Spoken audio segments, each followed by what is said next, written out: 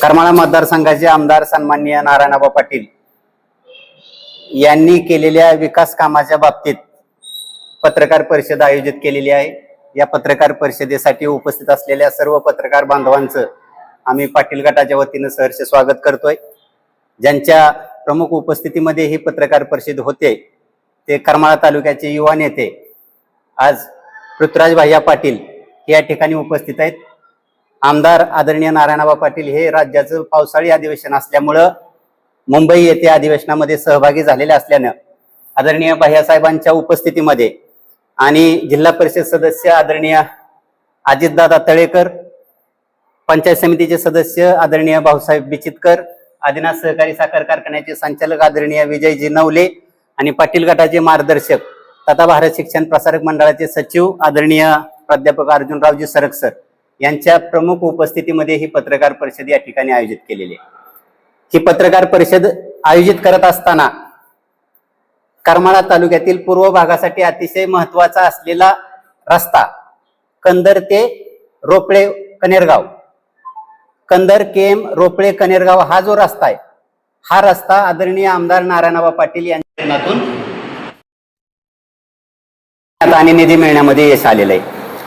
आणि असं झाल्यानंतर सुद्धा प्रसिद्धी माध्यमांना आम्ही काही बातम्या दिल्यानंतर आदरणीय आमदार नारायणआबा पाटील यांनी स्टेटमेंट दिल्यानंतर सुद्धा करमाळा तालुक्यातील जे काही आमचे प्रतिस्पर्धी आहेत त्यांनी तुम्हाला सांगतो विनाकारण या रस्त्याचं श्रेय घेण्याचा प्रयत्न केलेला आहे।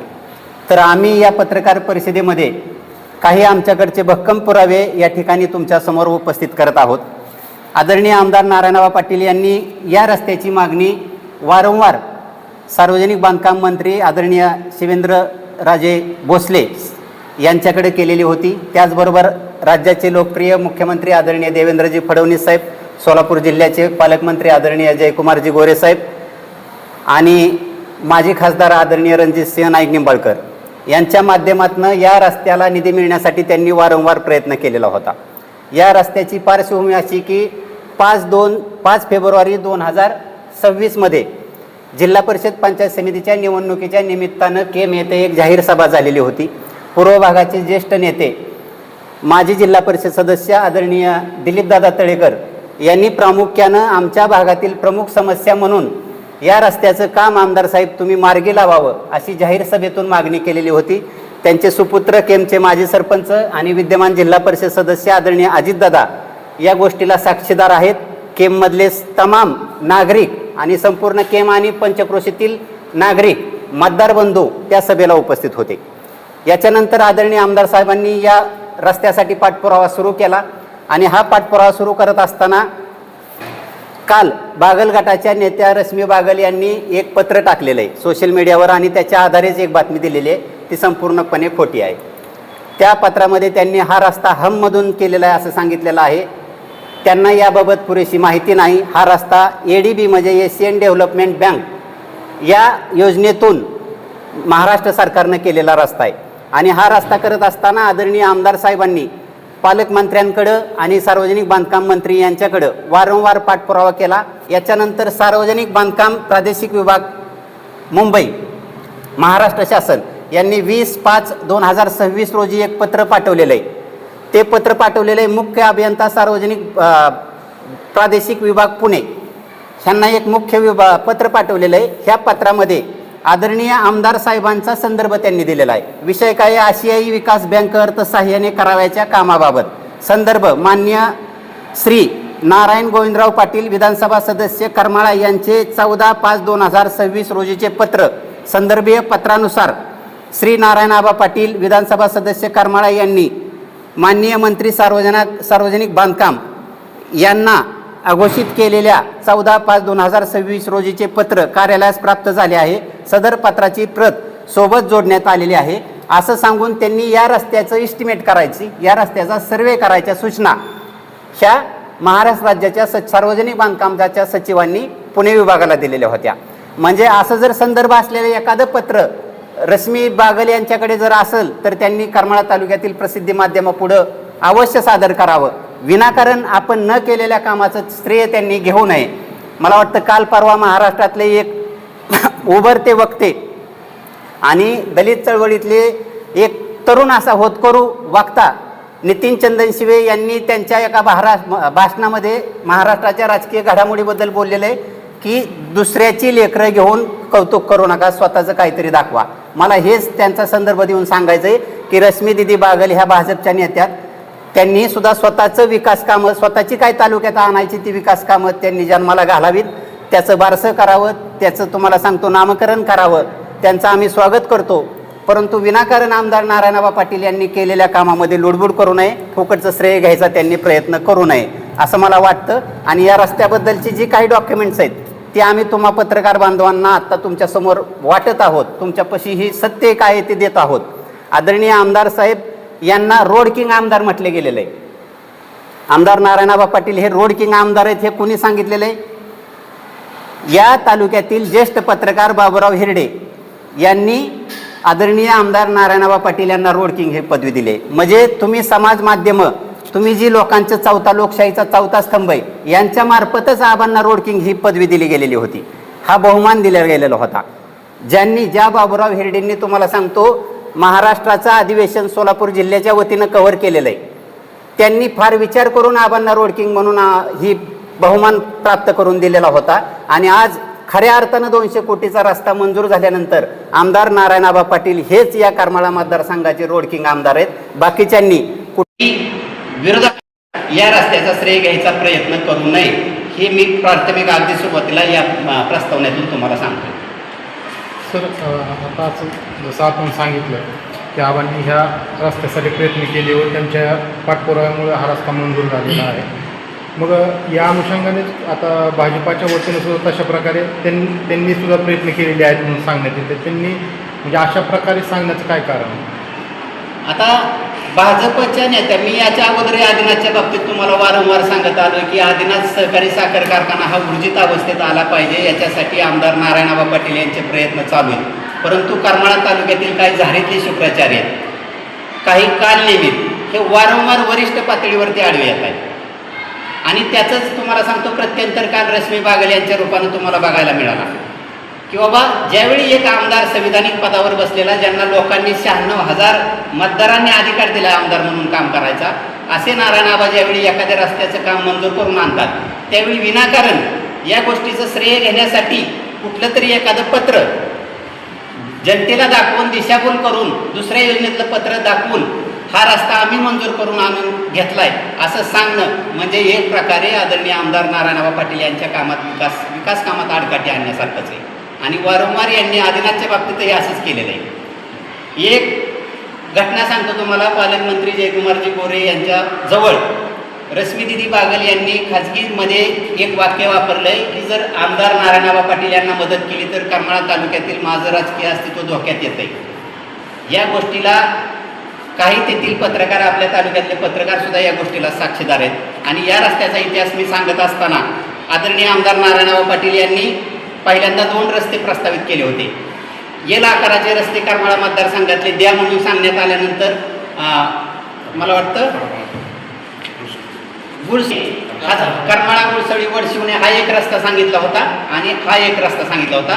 कंदर, केम, रोपडे आणि कनेरगाव हा येल आकारातला रस्ता सांगितला होता. आदरणीय पालकमंत्री गोरे साहेबांनी सांगितलं की या 2 रस्त्यांपैकी आम्ही एक रस्ता तुम्हाला देतोय. तर त्यावेळी दोन्ही रस्ते मला पाहिजेत असा आग्रह आदरणीय आमदार साहेबांनी केला. परंतु त्यावेळेस वडशिवणे, जो गुळसळी वडशिवणे ह्या रस्ता आहे तो वरच्या क्रमांकाला होता. यानंतर आज पालकमंत्र्यांकडे पाठपुरावा करायला गेलेला असताना आमदार साहेबांना सांगण्यात आलं, स्वतः पालकमंत्र्यांनी सांगितलं की आबा तुमचं काम मी केलेलं आहे, तुमचा 1 नंबरचा रस्ता घेतलेला आहे. परंतु पत्रावरती तो रस्ता असल्यानंतर आदरणीय आमदार नारायणआबा पाटील यांनी पालकमंत्र्यांना सांगितलं की बाबा माझ्यासाठी दोन्ही रस्ते महत्त्वाचे आहेत, परंतु त्याच्यात सुद्धा मला हा कंदर, केम, रोपडे आणि कनेरगाव हा रस्ता अतिशय महत्त्वाचा आहे. साहेब मला एक तर दोन्ही रस्ते द्या, अन्यथा हा रस्ता मला प्रामुख्याने द्या आणि 6 महिन्याच्या अंतरानं मला दुसरा रस्ता द्या.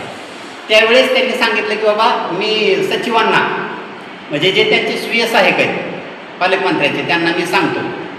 आणि त्यांनी तसं त्यांना सांगितलं. त्याच्यानंतर शिवेंद्रराजे भोसले यांच्यासुद्धा जवळसुद्धा आदरणीय आमदार साहेबांनी असंच बोलून दाखवलं.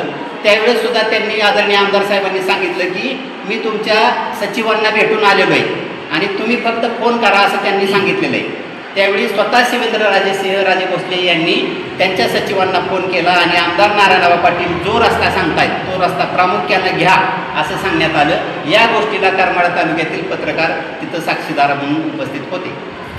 काल आपण आदिनाथ कारखान्याच्या वेळोवेळी आढळून येणारे शुक्राचार्य असं संबोधन केलं. नेमकं हे शुक्राचार्य कोण? आता एक नाव उघडकीस पडतंय ना. करमाळा तालुक्यातील आमदार नारायणराव पाटील यांची राजकारणाची पद्धत 2014 ते 19 मध्ये तुम्ही बघितलेली. 2014 ते 19 मध्ये शिवसेना आणि भाजपचं सरकार असताना त्यावेळी उद्धव ठाकरेंची शिवसेना आणि भाजप यांच्यामध्ये फारसं सख्य नव्हतं. आतमध्ये असताना सुद्धा अंतर्गत वाद होते. तरी सुद्धा आदरणीय आमदार नारायणराव पाटील यांनी एक समतोल साधत आदरणीय ज्येष्ठ नेते चंद्रकांत दादा पाटील यांच्या माध्यमातून बरीच कामं या करमाळा मतदारसंघामध्ये केलेली आहेत. आबांची काम करण्याची पद्धत आहे ही अगदी सचिवापासून ते मंत्र्यांपर्यंत नमत होऊन ते अतिशय लवचिकता दाखवून कामं करण्याची पद्धत आहे. आणि मग ही काम करत असताना आता सध्या जे भाजपची पदं बसवत आहेत किंवा महायुतीच्या सरकारमध्ये आम्हाला फारसं महत्त्व द्या म्हणतायत, आम्हाला गिनो मानतायत, अशीच लोक झालेतले शुक्राचार्य. शुक्राचार्याचं नाव आता महायुतीतल्या आमच्या जिल्हा परिषद पंचायत समितीच्या निवडणुकीला जे विरोधात होते आमच्या सगळ्या ते सगळे आमच्या बाबतीत झालेतले शुक्राचार्य. मोहिते पाटील पण विरोधात होते नेमके, मग ते सुद्धा आहेत. मोहिते पाटलांबद्दल या करमाळा तालुक्यामध्ये संबोधित माहितीतले केलेले हां, मोहिते पाटलांबद्दल नाही याच्यामध्ये येत. मोहिते पाटलांनी उघड विरोध केलेलाच नाही. त्यांनी स्वतंत्र उमेदवार उभा केले होते. पाठीमागे देखील 8 कोटीचा निधी मंजूर झाल्याचं दोन्ही गटाकडून जे आहे ते श्रेयवत पाहिजे म्हणाल, तर त्या संदर्भात काय सांगा? 8.5 कोटीचा रस्ता, 17 रस्ते मंजूर केलेले ते आमदार नारायणराव पाटील यांनीच मंजूर केलेले होते. त्याच्याबद्दलही आमच्याकडे सगळे डॉक्युमेंट्स आहेत, ते तुम्हाला आम्ही आता पोचवतोय. आणि हे रस्ते सुद्धा आदरणीय आबांच्या प्रयत्नातनं झालेत. आता ॲडव्हान्समध्ये तुम्हाला एक सांगतो की करमाळा तालुक्यातील पानंद रस्त्यासाठी कालच आमदार नारायणराव पाटील यांच्या माध्यमातून 2.5 कोटी रुपयांचा निधी मंजूर झालेला आहे. याच्याबाबतही आमचे विरोधक आता काहीतरी बातम्या तुमच्यापाशी देणार आहे. सर, ADB आणि हॅमच्या अंतर्गत, कारण की आपण ADBच्या अंतर्गत योजनेअंतर्गत हा रस्ता मंजूर झालेला म्हणून सांगितलेला, तर बागल यांच्याकडून हॅम अंतर्गत मंजूर झालेला आहे. नेमका ADB का हॅम कशात नाही राहिलं? हे पत्र आहे, हे महाराष्ट्र शासनाच्या राज्याच्या बांधकाम विभागाच्या सचिवांचं पत्र आहे आणि त्यांचा उल्लेख आहे ADBचा. म्हणजे ज्यांना रस्त्याच्या बाबतीत ज्यांनी एक जुनं पत्र दाखवलंय, जुन्या पत्राच्या आधारावर जर श्रेयवाद घेत असतील तर पत्रकार बांधवांनी हाच प्रश्न त्यांना विचारावा. सर, आदिनाथचा विषय तुम्ही आता काढला.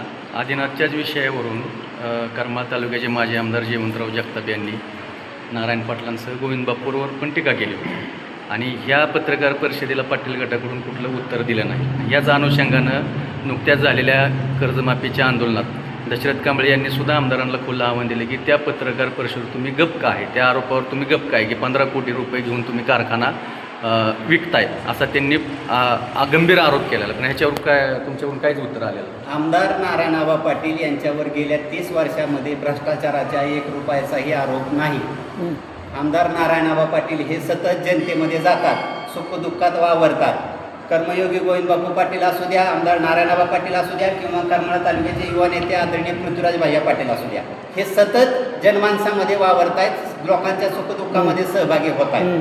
असं होत असताना 15 कोटीचा आरोप हा अतिशय बिनबुडाचा आहे आणि वैफल्यग्रस्त होऊन केलेला आहे. आदरणीय माजी आमदार जयवंतरावजी जगताप साहेब यांच्याबद्दल मला खूप मोठा आदर आहे. त्यांनी माझ्यावरती जरूर टीका करावी, आदरणीय आमदार साहेबांवरती टीका करावी, काही हरकत नाही. आमदार साहेब सुद्धा त्यांचे शिष्यच आहेत.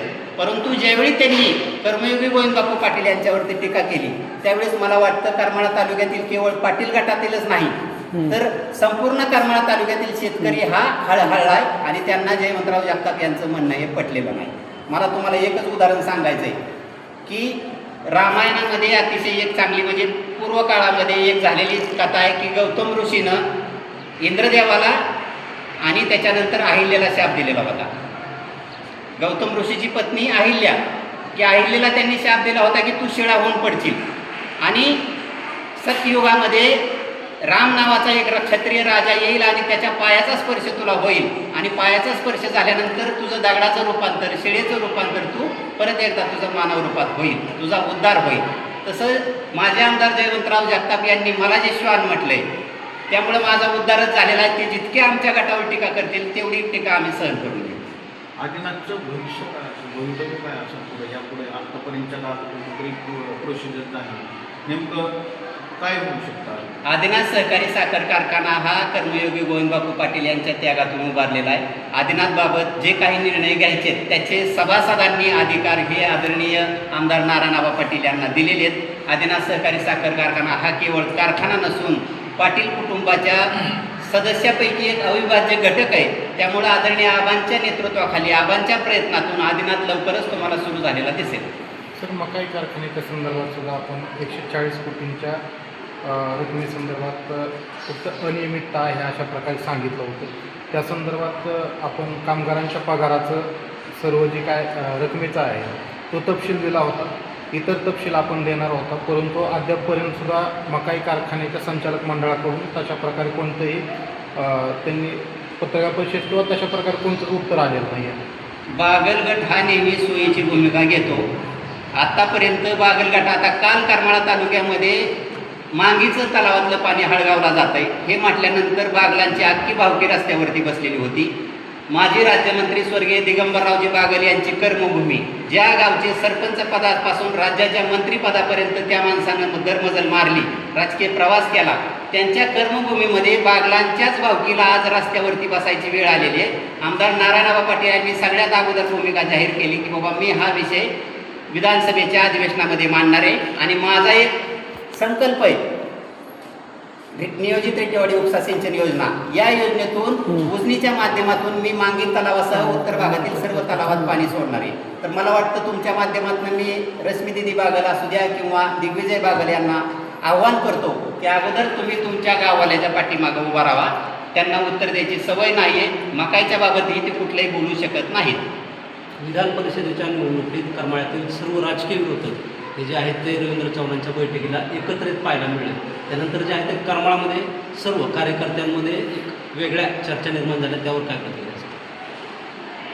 आता मला फक्त पाटील गटाच्या बाबतीत मी सांगतो इथं की आमदार नारायणआबा पाटील यांची काम करण्याची शैली मी तुम्हाला सांगितली. करमाळा तालुक्यातला विरोधक कसा एकवटला जातोय, कोण कुठल्या गटात जातोय, विरोधकच उरला नाही, ह्या चर्चेपेक्षा 96,000 जनतेने 3 लाख लोकांच्या विकासाची जबाबदारी आज आमदार नारायणआबा पाटील यांच्यावर टाकलेली आहे. आणि ही जबाबदारी करत असताना कुठं जर मंत्र्याच्या दरवाजे झिजवावं लागले, मुख्यमंत्र्यापाशी जावं लागलं, तर त्या दृष्टीने आमदार नारायणआबा पाटील हे महायुतीशी सलगी साधून काम करण्याचा प्रयत्न करत आहेत. याच्या मागं पाठीमागं आदरणीय आबांचे फक्त 2च उद्देश आहेत.